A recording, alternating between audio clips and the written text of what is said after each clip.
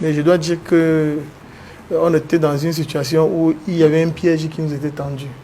Et en réalité, le Conseil constitutionnel, certainement, il est calme. S'attendait à ce que nous nous embourbions dans la question de la double investiture et la question du fonctionnement des partis politiques pour qu'ils puissent se déclarer incompétents. Nous avons flairé le jeu. C'est pourquoi le Manidem a fait une intervention. Il a fait ce qu'on appelle une intervention volontaire dans le cadre de la procédure pour pouvoir expliquer les tenants et les aboutissants de la non-appartenance de M. Yebga au Manidem. Parce qu'il faut dire que nous avons une décision ubuesque qui est rendue par une juridiction qui perd totalement en crédibilité, parce que c'est le cas de le dire.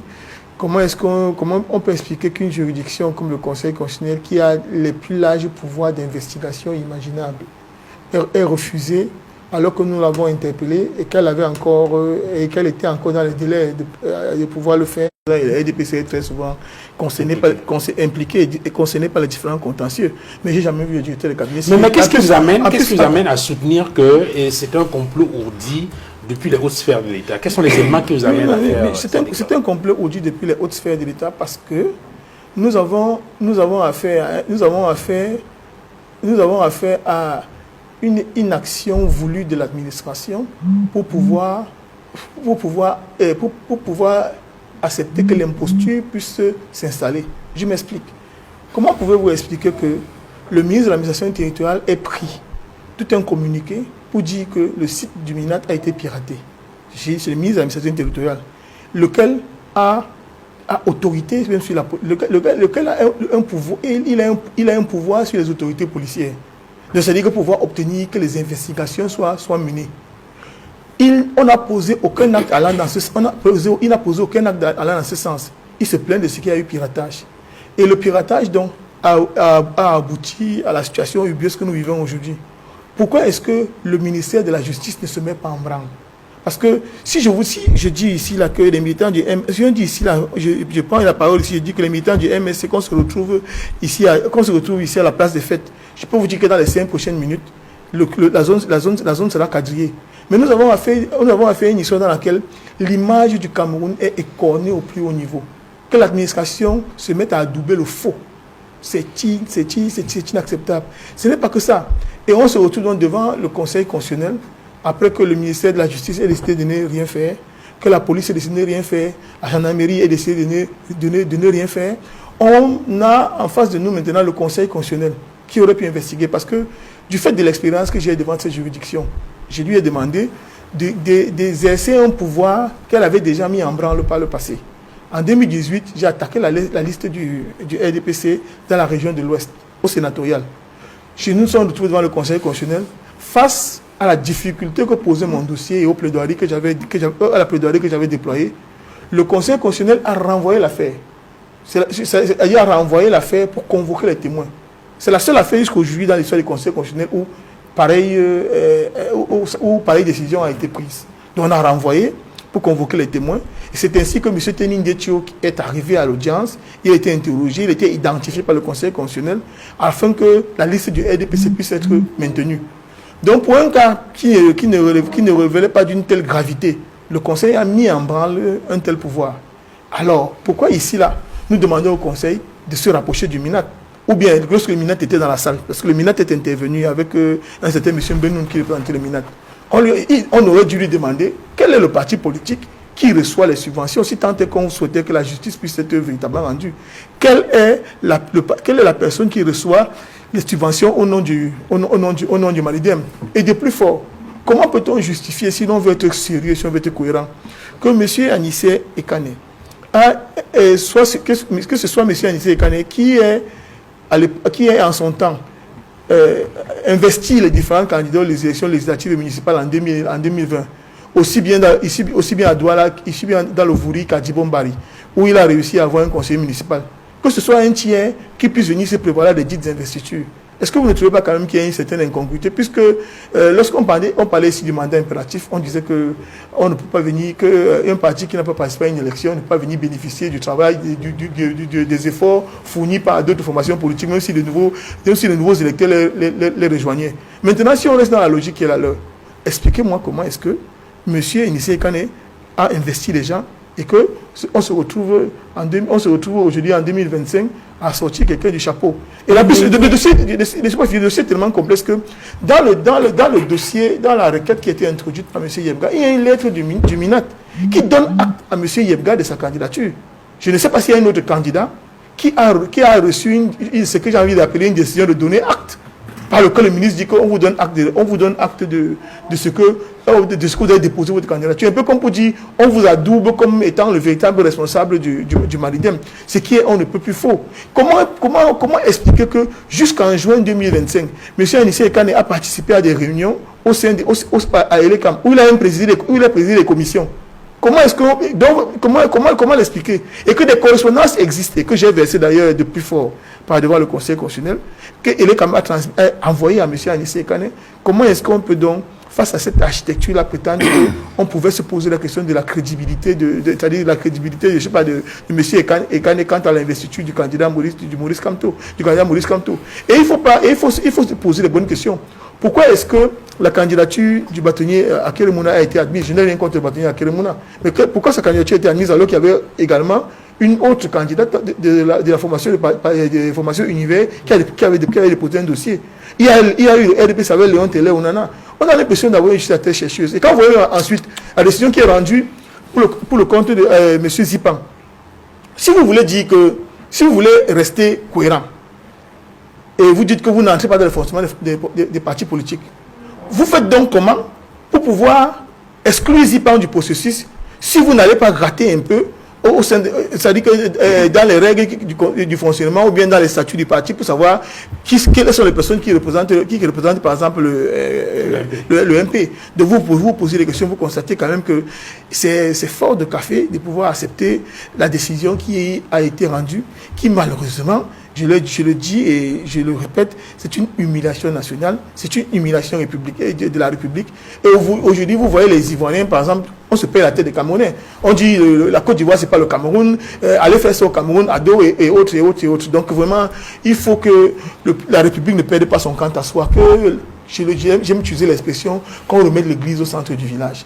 La volonté de pouvoir, la volonté éternitaire doit pouvoir se faire selon les règles démocratiques. Et malheureusement, le RDPC a montré une nouvelle fois qu'il lui était incapable de pouvoir respecter les règles du jeu démocratique. Et c'est une constance qu'on croit pouvoir un jour, qu'on espère connaîtra un matin une fin. Edmond Kambia, lorsqu'on parcourt les tabloïds sur le compte rendu, n'est-ce pas, de ces 2 journées d'audience au Conseil constitutionnel, il y a quand même le sentiment qu'il y a quelque chose qui ne va pas. Je vais prendre quelques-unes. Le journal Le Messager, présidentiel 2025, ils l'ont écarté. La candidature de Maurice Kamto sous la bannière du Malidem a été rejetée par le Conseil constitutionnel. Plus loin, le journal Le Jour, la prise d'otage. Le groupe au pouvoir à Yaoundé vient de confirmer qu'il est prêt à tout pour garder la main sur le destin du peuple camerounais. Et il y a surtout Ouest Echo de Michel Eclador-Péquois, Kamto, victime du gangstérisme d'État. Qualifié d'exhumeur de cadavres par Anissé Kane, le MINAT est la vraie cheville ouvrière de l'invalidation de la candidature de Maurice Kamto après avoir créé de toutes pièces un grossier bicéphalisme à la tête du Malidem. Cela donne le sentiment qu'il y a comme une sorte de complot organisé dans les hautes sphères de l'État pour écarter la candidature de Maurice Kamto. Sur la base, selon Ouest Echo, des documents qui sont faux. Ça paraît quand même assez grave, non? Effectivement, c'est grave. C'est grave et je crois tout à l'heure, Maître Moustapha Ouana, dans son compte rendu, a suffisamment démontré l'imposture en direct que nous avons vécue à Yaoundé au Conseil constitutionnel. Nous, à la Nouvelle Expression, nous avons titré la honte. La honte. La honte pour l'institution qu'on appelle Conseil constitutionnel. La honte pour la République du Cameroun. La honte pour l'image du Cameroun à l'extérieur. Voyez-vous, ce que les Camerounais ont vécu depuis quelques jours nous rend malheureux. Malheureux parce que le droit n'a pas été dit. Le Conseil constitutionnel n'a pas fait son travail. Et le monde entier a regardé de bout en bout les différentes phases de ce qui s'est passé, y compris les comptes rendus des médias, presse écrite, radio, télévision. Nous sommes dans la honte. Nous sommes humiliés. La République est humiliée par ceux qui sont censés la protéger. Pourquoi par ceux qui sont censés la protéger? Parce qu'il y a deux grandes institutions démocratiques dans un pays. Lorsqu'il y a des élections présidentielles, référendaires et parlementaires, parce que c'est le Conseil constitutionnel qui assure la régularité de ces élections-là et la sincérité de ces élections et en proclame les résultats. Quand l'institution qui est appelée à jouer ce rôle majeur, ultime, dans la République, se comporte de cette façon, parce que c'est clairement établi, avec tout ce qu'on a vécu, avec toutes les preuves, avec tous les arguments qui ont été avancés, on a suivi les plaidoiries et tout ce qui s'est passé au Conseil constitutionnel. On a aujourd'hui le sentiment, effectivement, que la candidature de Maurice Kamto, portée par le Manidem, a été rejetée parce que c'était organisé pour que sa candidature ne passe pas. C'est pour cela que vous pouvez lire tous ces titres dans la presse. Gangstérisme d'État. La honte, l'humiliation, le discrédit. Et ça ne rassure pas lorsque dans un pays, un tel organe qui a tous les rôles, c'est-à-dire au niveau de l'institution. Vous savez, le Conseil constitutionnel, c'est d'abord le juge de la Constitution, la constitutionnalité des lois. En dehors de ce rôle arbitral pour les élections que j'ai citées tantôt. Ça fait mal, parce que la Constitution camerounaise est humiliée. C'est même la Constitution du Cameroun, la loi fondamentale, qui a été humiliée en direct par les membres du Conseil constitutionnel. Et je tiens à dire ici, dans d'autres pays, c'est cet organe qui fait la fierté du pays. Le Sénégal. Dans d'autres pays. Exemple, le Sénégal. Le Sénégal aujourd'hui, c'est un pays fier. Le peuple sénégalais peut être fier de son Conseil constitutionnel. Parce que ses membres ont dit le droit quand il fallait le faire. C'est pour cela que aujourd'hui, il y a eu au Sénégal des élections avec un président qui a été élu normalement. Nonobstant les conditions dans lesquelles Ousmane Sonko s'est retrouvé dans une situation d'inéligibilité. Mais pour l'essentiel, le Conseil constitutionnel sénégalais est une fierté pour l'Afrique. Le Conseil constitutionnel du Cameroun est une honte pour l'Afrique. Je le dis avec autant de force. Parce que je suis déçu. Comme la majorité des Camerounais qui s'entendaient à mieux que le récital bien connu, non fondé, irrecevable, incompétent. Mais qui d'autre sera compétent si le Conseil constitutionnel ne peut pas être compétent? Qui d'autre sera compétent si le Conseil constitutionnel non seulement ne dit pas le droit, valide l'imposture, valide le faux? Je crois qu'on aura l'occasion peut-être de revenir dans les détails. Prenez un verre d'eau, Edmond Kamgia. Philippe Nanga, vous êtes de la société civile et dans la société civile aussi, en dehors des réactions des politiques qu'on a enregistrées, parce qu'il faut dire qu'il y a des hommes politiques et même des candidats à l'élection présidentielle qui ont dénoncé, entre griffes, ce qui s'est passé au Conseil constitutionnel. Je prends le cas de Issa Tiroma Bakari qui a dit clairement que c'est une déception ce qui s'est passé au Conseil constitutionnel et que le droit n'a pas été dit. Il y a beaucoup d'autres. Je voulais partager avec vous cette sortie de Maître Alice Cobb, de la société civile également, PCA, du RIDAC, qui dit que pour elle, le rejet de la candidature de Moïse Kamto est un choc indescriptible, inacceptable, irrecevable. Elle dit, j'ai appris ça comme si on m'avait poignardé personnellement, et ça c'est quelque chose que j'aurais beaucoup de mal à accepter. Je ne leur pardonnerai jamais ça, jamais, a-t-elle dit. Je suis en colère, une colère noire qui peut me tuer. C'est une parodie de justice qui est ridicule, c'est pas digne. Ils sont allés jusqu'à faire du faux. Alors il y a cet élément-là qui revient de temps en temps. Des pièces fausses, des documents faux, le faux, Edmond vient encore d'en parler. Mais qu'est-ce qui amène les uns et les autres à penser effectivement qu'il y a comme une armada de documents faux, de fausses pièces qui ont fondé et finalement, qui ont amené finalement le Conseil constitutionnel à rendre cette décision. Pourquoi ce sentiment-là? Je ne sais pas si c'est un sentiment, mais il ne me semble pas que ce soit un sentiment. C'est une réalité, malheureusement. Une réalité. Permettez-moi déjà de... J'avais un ami qui est décédé maintenant, c'est le docteur Guy Parfait-Songuet, qui me disait toujours, nous ne devons pas être les adeptes des médailles à titre posthume. Je voudrais ici rendre un hommage à quelqu'un que j'ai vu devant le Conseil constitutionnel, très embêté, j'étais très en colère, très mal de le voir. C'est quelqu'un qui tenait, c'est une image que je projette comme ça, un papier blanc, et qui essayait de démontrer que le papier est blanc.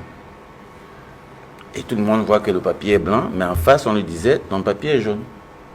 Et il ne comprenait pas qu'il a un papier blanc en main, et en face, on lui dise, le papier est jaune. Et ça, j'étais très embêté. Il y a quelques séquences qu'on a pu nous diffuser en direct, je regardais, j'étais très mal de voir. C'est Maître Ngouana. Je l'ai vu se battre à essayer de démontrer des évidences. C'est-à-dire, comme je dis, le papier est blanc, vous avez un papier blanc, et vous dites aux gens, mais c'est blanc, on vous dit non, c'est jaune. Vous ne comprenez pas comment ça se passe. Vraiment, je l'ai vu très embêté. À un moment donné, il était en colère, et j'ai partagé sa colère. Donc, Maître Ngouana, vous avez fait votre travail, l'histoire retiendra que vous avez fait votre travail. Je voudrais aussi lire... parce que des gens disent des choses après. L'article 133, alinéa 2, n'est-ce pas, du Code électoral, qui dit « Le Conseil constitutionnel peut, si le juge nécessaire, entendre tout requérant ou demander la production contre récépissé des pièces à conviction. » Parce que j'entends des gens dire que le Conseil n'entre pas, ne va pas chercher. Voilà. Le Code électoral donne le droit au Conseil constitutionnel d'aller fouiller, de rechercher des évidences, des pièces à conviction. Je ne comprends pas qu'on se soit retrouvé dans une situation où on va me faire croire que non, ce n'est pas au Conseil d'aller vérifier qui est qui dans un parti. Alors qu'il y a quand même la loi qui lui donne le droit, justement, d'exiger une pièce à conviction pour, n'est-ce pas, se prononcer sur des faits. Donc, c'est très difficile à expliquer ça. Et de toute évidence, c'est ce qui s'est passé dans le cas du MP. Mais c'est ce qui... Oui, mais justement... c'est pour ça que je dis que d'un côté, Maître Ngouana l'a dit, d'un côté, on va fouiller pour savoir qui est qui. De l'autre côté, on vous dit non, ce n'est pas notre travail d'aller fouiller. Ça n'a aucun sens. Ça n'a aucun sens parce que le cas Manidem, franchement, je ne sais pas comment on va expliquer ça aux jeunes, je ne sais pas comment les enseignants vont expliquer ça aux étudiants en droit. Je ne sais pas comment on va expliquer ça. Parce que vous avez des évidences. On vous dit, il n'y a rien. Monsieur, je peux le dire ici, monsieur Anissé Ekani était bien connu du Conseil électoral comme étant le président du Manidem. Ça, moi, parce que j'ai participé à plusieurs rencontres, n'est-ce pas, organisées par le Conseil électoral en tant que coordinateur de Monde Avenir, et monsieur Anissé Ekani en tant que président du Manidem. On a été régulièrement à ces rencontres-là, jusqu'au dernier moment. Je ne peux pas comprendre que subitement, le Conseil électoral qui a reconnu quelqu'un comme étant le président d'un parti, tout le temps, au dernier moment, ne le reconnaissent plus comme tel. J'ai appelé ça la sorcellerie. Ça n'a pas d'autre mot.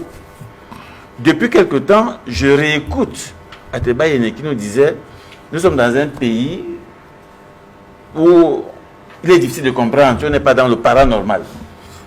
Et là, je pense que comprendre le Cameroun, il faut s'inscrire dans une dynamique paranormale.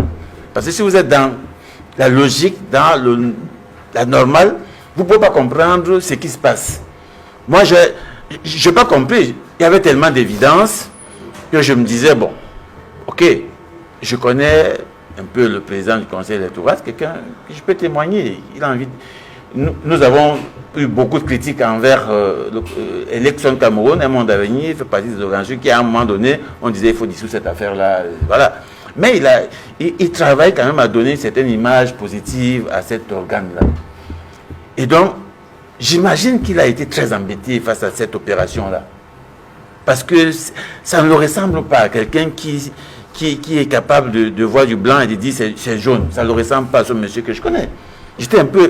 J'imagine la pression qu'il a dû subir pour être obligé de dire, vraiment, cette affaire-là, j'envoie ça au Conseil constitutionnel. Et même le Conseil constitutionnel, avec toutes les évidences, on sait, hein, cette affaire irrécevable, mais à un moment, je me suis dit, ok, là, sur cette affaire-là, quand même, ça va être compliqué de dire irrécevable.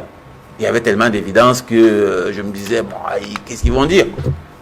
Après, on vous sort, on dit non, le Minat a écrit un truc, un papier, et puis qui reconnaît un gars comme président, et puis voilà.